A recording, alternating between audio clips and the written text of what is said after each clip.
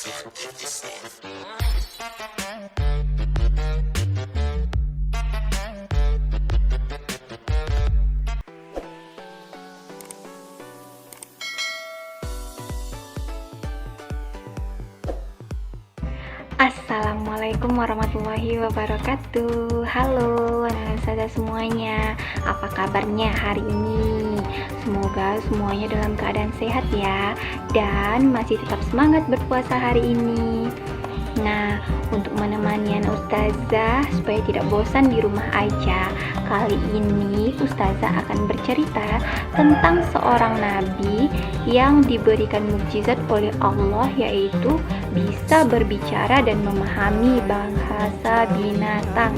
Hayo, siapa yang tahu nabi siapa itu ya? Ya, dia adalah Nabi Sulaiman alaihissalam.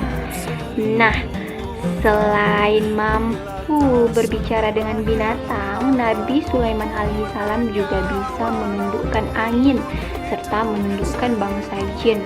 Maka dari itu, Nabi Sulaiman memiliki banyak sekali pasukan. Pasukan dari bangsa manusia, pasukan dari bangsa jin, maupun dari bangsa binatang. Nah, anak ustazah tahu tidak siapa nama ayah dari Nabi Sulaiman? Ayah dari Nabi Sulaiman itu adalah Nabi Daud. Nah, sebelum saya lanjut ceritanya, jangan lupa like, comment, share, dan subscribe terlebih dahulu ya. Nah, anak ustazah pasti penasaran kan kelanjutan ceritanya bagaimana? Mari kita simak kelanjutan ceritanya. Kisah ini bermula ketika Sulaiman muda belum menjadi nabi. Suatu hari, ia diajak ayahnya untuk mengikuti persidangan seperti biasa. Nabi Daud, ayah Nabi Sulaiman, sedang mencari jalan keluar bagi perselisihan antara pemilik kambing dan pemilik kebun. Pemilik kebun berkata, "Kambing-kambing milik temanku ini telah merusak tanaman di kebunku. Tanamanku banyak yang rusak, Raja."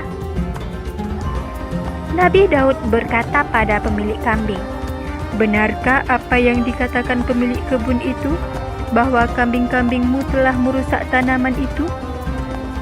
Lalu, pemilik kambing menjawab, "Benar, Raja." Dan Nabi Daud diam sejenak. Lalu Nabi Daud berkata, "Baiklah, pemilik kambing bersalah karena tidak bisa menjaga kambingnya dengan baik. Jadi, kambing-kambingnya harus diserahkan ke pemilik kebun sebagai gantinya." Tiba-tiba Sulaiman muda bertanya kepada ayahnya, "Maaf ayahanda, bolehkah aku memberi saran?"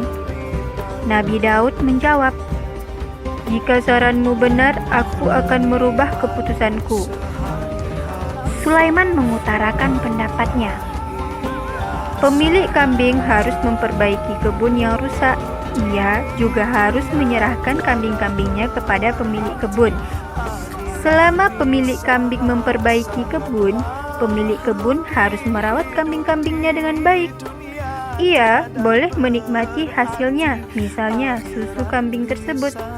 Setelah pemilik kambing memperbaiki kebun, kebun diserahkan kembali kepada pemiliknya. Sebaliknya, kambing juga harus diserahkan kembali pada pemiliknya. Jadi, tidak ada pihak yang dirugikan karena pemilik kebun dan pemilik kambing kembali mendapatkan haknya. Seketika, hadirin terdiam dan kagum karena sifat Nabi Sulaiman yang sangat bijaksana. Demikian pula Nabi Daud yang sangat bangga dengan saran anaknya.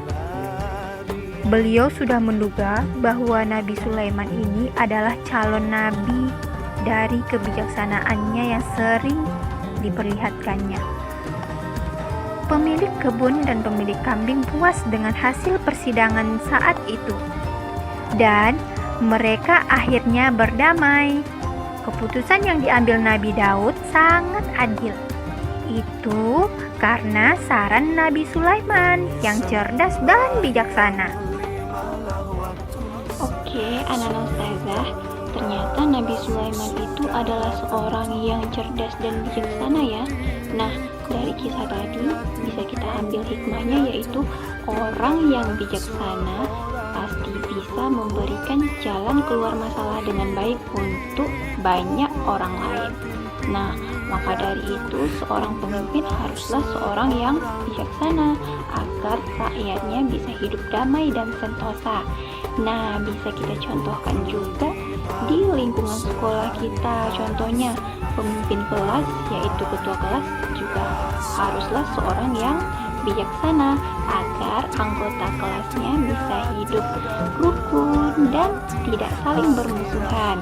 Nah, demikian kisah Nabi Sulaiman kali ini. Semoga bisa menginspirasi anak-anak ustazah dan bermanfaat ya. Nantikan kisah Nabi yang lainnya di YouTube channel kita ini. Terima kasih. Wassalamualaikum warahmatullahi wabarakatuh.